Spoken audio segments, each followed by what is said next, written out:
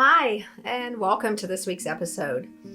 Just as a spoiler alert, today I'm going to be talking about some things that might feel a little triggering and definitely are a little bit controversial. So, if that's not in your arena of things you like to listen to, I invite you to turn this off right now because I'm going to be talking about options for hormone replacement after patients have been diagnosed with breast cancer, which is definitely controversial to say the least, and is certainly outside the realm of what would be considered standard medical advice.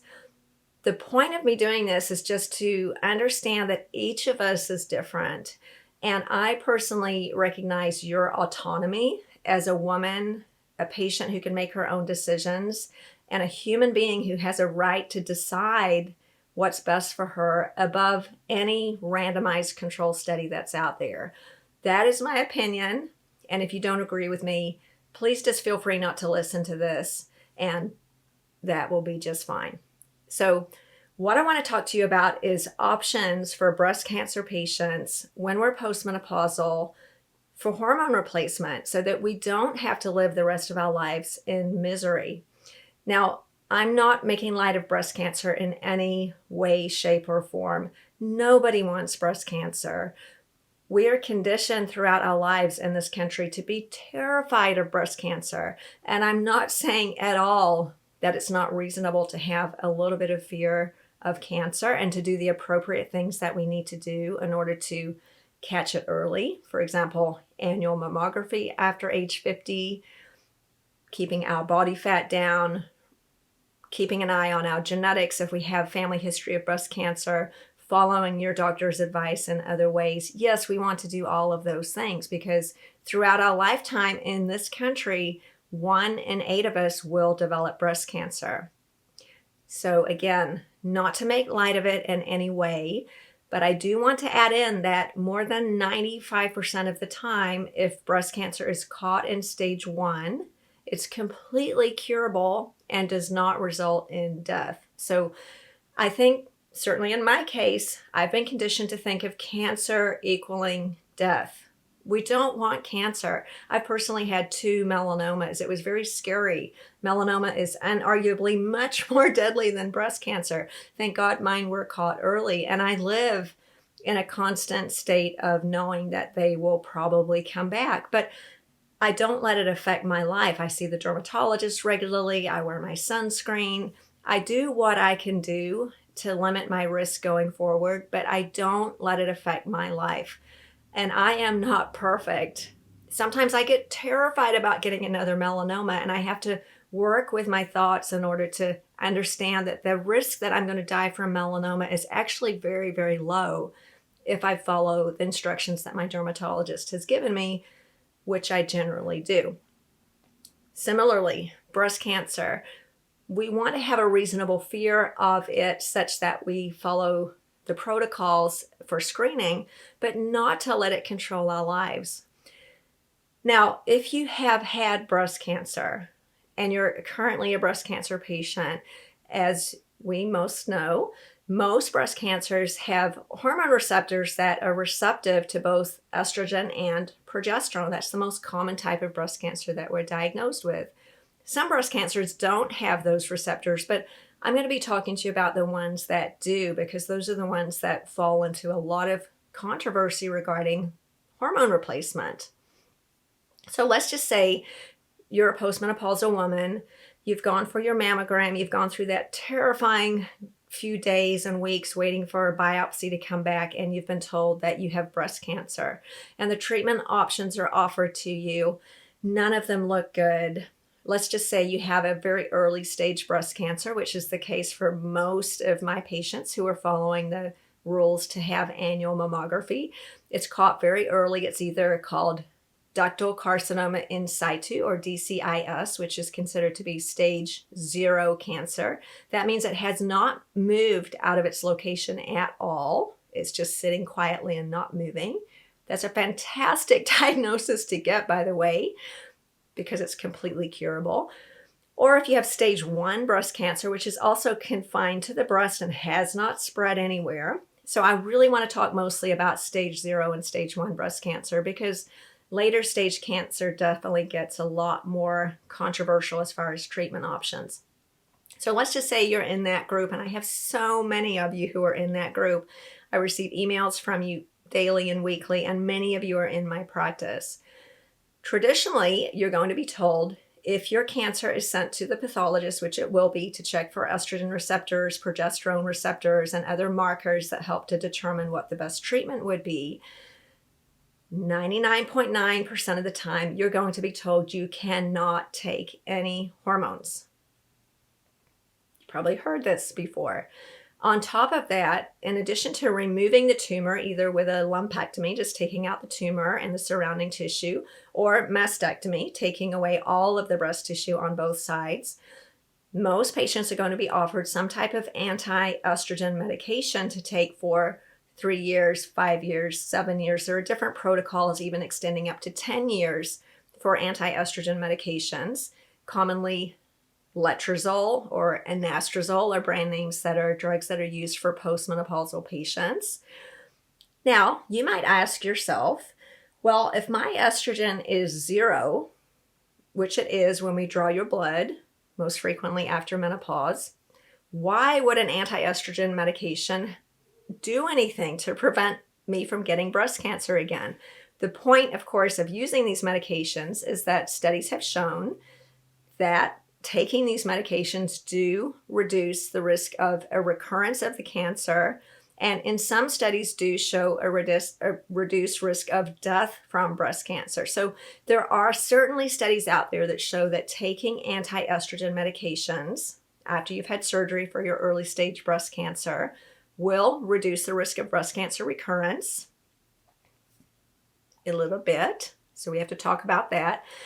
And in some studies, not all, also reduce the risk of dying from breast cancer in the future, which really is the endpoint we should be looking at, I think. Now, not to say that having a recurrence of breast cancer is anything that we want. I mean, that is extraordinarily difficult, to say the least. But dying from breast cancer really is the endpoint, isn't it, that we're worried about? And the studies on whether we die from breast cancer more frequently taking these medications or we don't are not consistent. But coming back to the point, if we have 0 estrogen in our bloodstream, why would an anti-estrogen make any difference to our chance of having a recurrence of breast cancer or death from breast cancer in the future? The reason is that serum estrogen levels don't pick up all of the estrogen in our system. Now, after menopause, we arguably produce no estrogen from our ovaries, or the amount that we produce is so negligible that the lab cannot even pick it up. But we do make some estrogen in our peripheral tissue, like in our body fat, and also in certain cells in our body where other hormones are converted into estrogen. So that's the reasoning behind why anti-estrogen medications are still used even in patients who have a serum blood level of 0 estrogen. Because if you think about it, if your estrogen's 0, why would an estrogen blocker make any difference? Yet, it does seem to make a very small difference. Okay, so if that was all you cared about, and maybe it is, no judgment, if all you cared about was the tiny increase in recurrence of breast cancer and perhaps, not sure, even a small increase in the chance of dying from breast cancer, wouldn't we all take these medications? Well, not necessarily. So I'm not telling you what to do. I'm just simply throwing out some ideas for thought and conversation.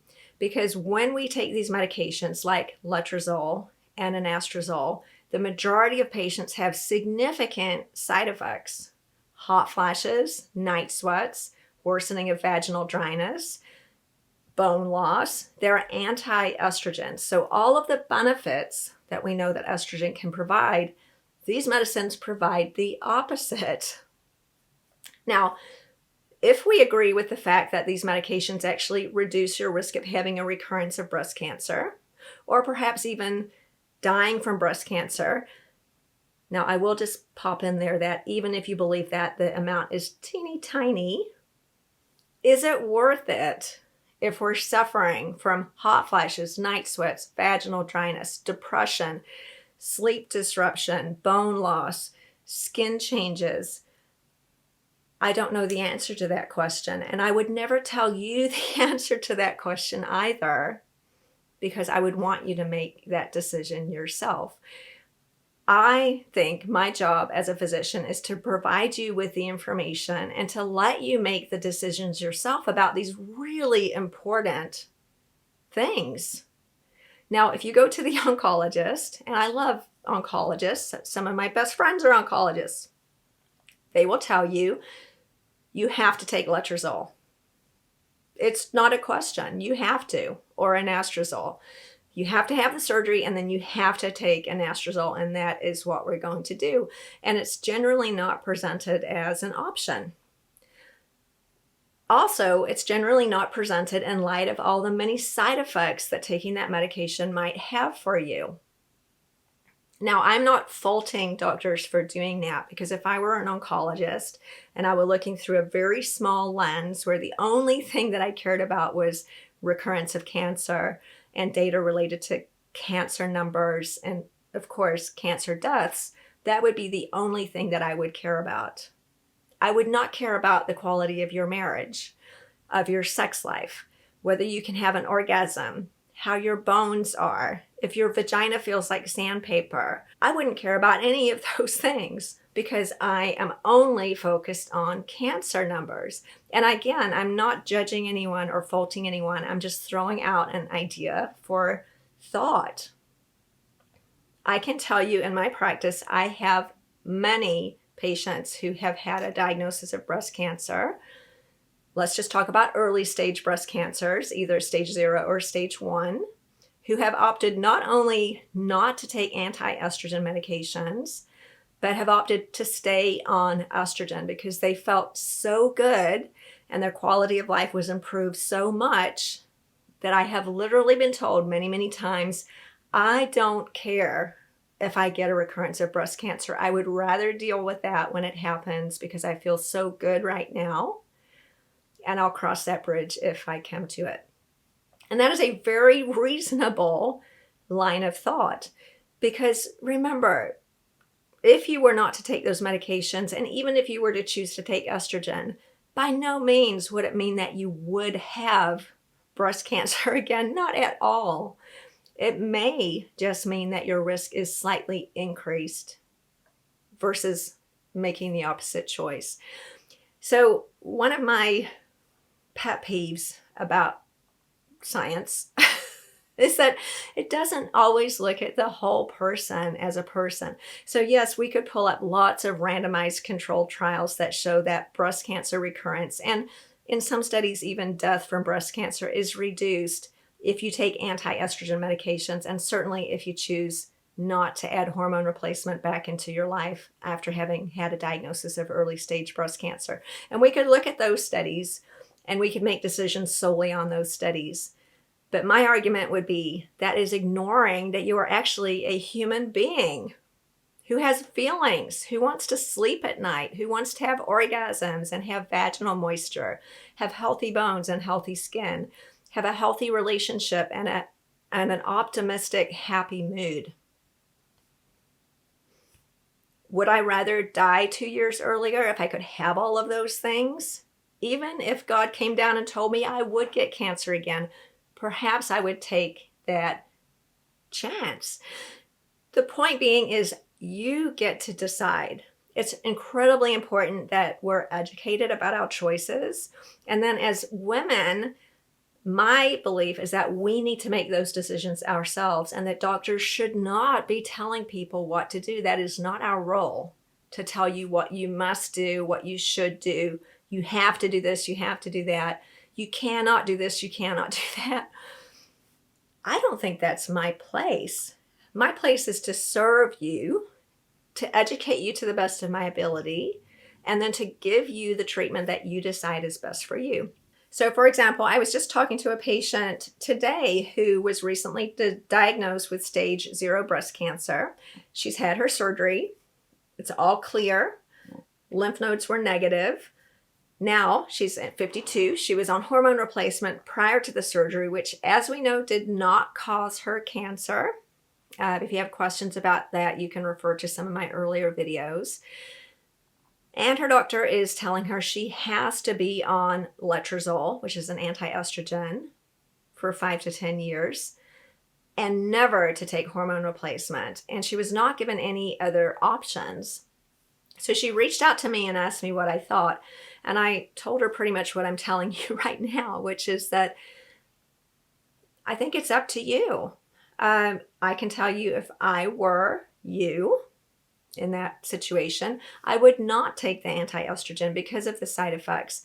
I've been a menopausal woman and suffered with hot flashes, night sweats, mood disorders, sleep problems, vaginal dryness. And I remember at the time thinking, you know what? If I have to live the rest of my life like this, I don't necessarily want my life to be too long. My quality of life was so poor. So even if I knew that I would get breast cancer again and I would die several years earlier, I would have continued on my hormone replacement, because quality of life is so important, in my opinion. Now, you might make a different decision. Again, I'm not making any judgments about what we should do, but simply throwing out there for conversation that my opinion is that a doctor's role is not to tell you what to do, but simply to give you the information and allow you, because you're a very intelligent person who is completely in control of her own body, to make her own decisions. So this particular patient has decided to tell her oncologist that she's not going to take the anti-estrogen medication. That conversation went okay. And then her next decision is whether she's going to go back on estrogen. So she and I are still in the process of thinking through the pros and cons of that decision.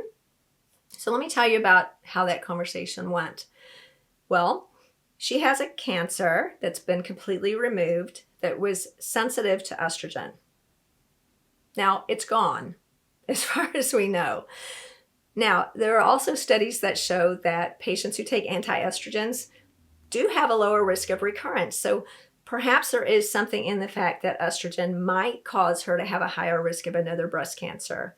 But she's getting mammograms every year. Should that happen, which would be extraordinarily terrible and unfortunate, it would be caught early, just like this one was, treated early, and she would not die. On the other hand, without her hormones, she is suffering mightily. Hot flashes every night. She can't sleep. She cannot have sex with her husband. She's a very thin Caucasian woman, and her bone density is not very good. All of these things are factors that we need to take into account. Not to mention that we know about the positive effects for estrogen for reducing Alzheimer's disease, colon cancer, osteoporosis, and a host of other things. So she's thinking about whether to take estrogen, and we'll see how that conversation goes. If she comes back to me and she wants to get back on estrogen, I will give it to her. Because my job is not to make decisions for you, but simply to give you the information and to help you have the best quality of life possible. Now, here's another option that we discussed. Many patients in this situation choose to take testosterone only. And I'm going to put a link to the work of Dr. Rebecca Glazer below, who is an incredible breast oncologist who has done almost all of the research out there on testosterone in relationship to breast cancer. So regarding that topic, we know from years of studies back since the 1930s that testosterone in women reduces the risk of breast cancer, and it's actually been used in breast cancer treatment protocols. So what if a patient who's had breast cancer decides not to take estrogen, but instead decides to take testosterone? Well, in Dr. Glazer's studies, more than 85% of patients had a resolution of all of those nasty symptoms: hot flashes, night sweats, vaginal dryness, bone health, without being exposed to estrogen. So it can make the oncologist happy and also make you happy as well. So that's a really valid option. In fact, testosterone pellets do come in a certain measurement that has anastrozole added to it. So in our office, we have an option for patients to receive testosterone pellets with anastrozole, which is an anti-estrogen, in the pellet. And that would be given to a patient who has breast cancer, generally a later stage breast cancer, who really wants to have no estrogen at all. Makes the oncologist happy, makes the patient happy, everybody's happy. So that's a very valid option. Testosterone with or without anastrozole or letrozole can also be added to pellets. Gets rid of the estrogen, makes the oncologist happy, improves our symptoms, and can really be a win-win for patients who are just not sure what to do. Now, if you're in the small group of patients who decided to receive testosterone with anastrozole and you're still having hot flashes, night sweats, and you're miserable, maybe we leave out the anastrozole. Maybe we even add estrogen back in because the data is unclear. And again, quality of life, in my opinion, surpasses a small improvement in recurrence of breast cancer or even death from breast cancer, because quality of life is the most important thing. We talk a lot about longevity, but I really love the idea of health span rather than lifespan. I want to live a long time, but most importantly, I want to be happy and healthy for a long time. So just to say, there's not one way to skin the cat when it comes to conversations around hormone replacement and breast cancer. There's a lot of different ways we can look at it. I'll refer you back to one of my favorite books called Estrogen Matters. I'll put the link below. Estrogen Matters was written by an oncologist and goes through all of the literature about estrogen, particularly in regards to breast cancer. And suffice to say, it's not clear, to say the least. So to say that there's just one answer that is black and white, that every breast cancer patient should never take estrogen and should always take an anti-estrogen, is not the whole picture. There are definitely different ways of looking at it. And in my opinion, if we value quality of life, we need to think about those things as well, and not to minimize breast cancer in any way whatsoever, but to allow you to make the decision if that's something that is affecting your life. So we've talked about this before. Now, testosterone alone is an option. If you took testosterone with anastrozole, no estrogens being supplied to your system, so it would be exactly the same as someone who was taking anastrozole without testosterone as far as breast cancer risk, but you would have a lot of the benefits that you get from hormones as far as feeling more sexual energy, vaginal dryness is improved, bone density is improved. There are lots of things that are improved when we take testosterone, even when we leave the estrogen out for breast cancer patients. One of the things that can be the most challenging is vaginal dryness and sexual function. So just reminding you that laser treatments for the vagina are an amazing option for patients who cannot take estrogen or have decided not to take estrogen, or patients who are on an anti-estrogen medication that they've decided to take based on their oncologist's recommendations. So vaginal laser, as you've probably heard me talk about before, is a great way to help with vaginal moisture and sensation, even if we're taking estrogen, but certainly if we're not. So I'll put some links to our information about Juliet Laser below, which is an incredible way to manage vaginal dryness if you are a breast cancer patient or even if you're not. So I am absolutely opposed to the idea that breast cancer patients should be told that they have no options. I'm sorry, you've had breast cancer. You have to be on an anti-estrogen medication. You cannot take hormones. Your sex life's just going to be in the toilet. That's too bad. But hey, at least you don't have cancer. I don't think that's the optimal approach. I think there's a way to balance it, not only to invite your opinion because you are the patient and it's your body, but also to recognize that quality of life is the most important thing, isn't it? I mean, who cares if we live an extra few months if our quality of life is terrible? And so when we're talking about patients who are diagnosed with breast cancer relatively early in our lives, in our 50s and 60s, when we've still got decades to live, taking estrogen away from our systems, I think, is something to think about. Let's just put it that way, because we're really dramatically altering a patient's quality of life in a negative way for a very small potential benefit, which may not even be there. So that is my 2 cents about hormone replacement and breast cancer. And if you are a patient who's been diagnosed with breast cancer and have been told that you cannot take hormones of any sort, or that you have to take anti-estrogen medications, I just invite you to consider another alternative that might sound better to you. And if that's something that you do want to consider, feel free to visit me in Houston. We'll put the links to us below. I have many patients who have breast cancer who have chosen to take estrogen or testosterone or both after being appropriately educated.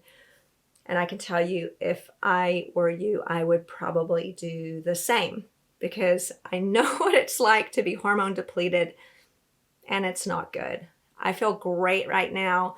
And even, as I mentioned, I have melanoma. Even if I knew my risk of melanoma was going to go up by going outside and doing triathlons, which I do, I still do those things.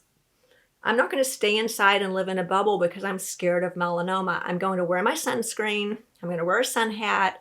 I'm going to go to the dermatologist, and I'm going to enjoy my life. And I don't think it's very different.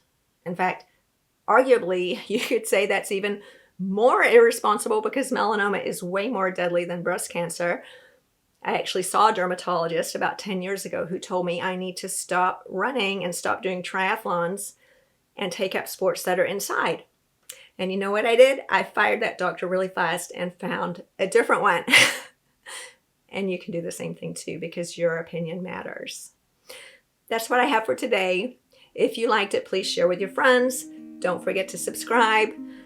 If I treaded on any toes, I'm sorry. I don't want to offend anybody. I just want to throw out there that there's more than one way to do things. And in my opinion, you are in control of your own body, and you get to decide. And our job as physicians is to help you to do that, not to tell you what to do. I'll see you next week.